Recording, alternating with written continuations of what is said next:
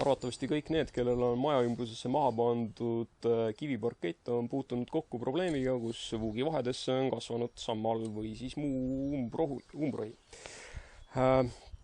Sellest probleemist vabanemiseks on Wolfgarteni valikus 2 suurepärast tööriista, milledeks on siis vuugihari, millega on võimalik väga edumeelselt eemaldada kergem sammal, ning vuugikaabits, millega saab siis eemaldada nii naadi kui näiteks võilille. Mõlemad tööriistad kinnituvad sama varre külge ning arvatavasti on igas kodumajapidamises vaja mõlemat tööriista, et tagada endale korralik kiviparkett. Vuugiharjaga eemaldame me kerge käeliigutusega jõudu säästavalt kergema sellise sambla.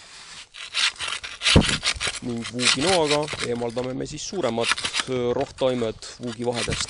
Nüüd, kui kibeda töö tegemise tagajärjel peaksid need harjased siit ära kuluma või kahjustada saama, siis ei pea seda vuugiharja täpselt mitte minema viskama, vaid seda harjaosa on võimalik varuosana vahetada.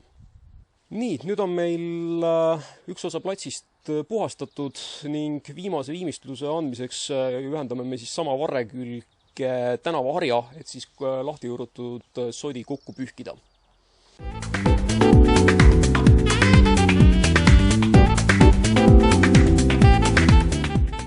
Päris omajagu sodi, kas pole?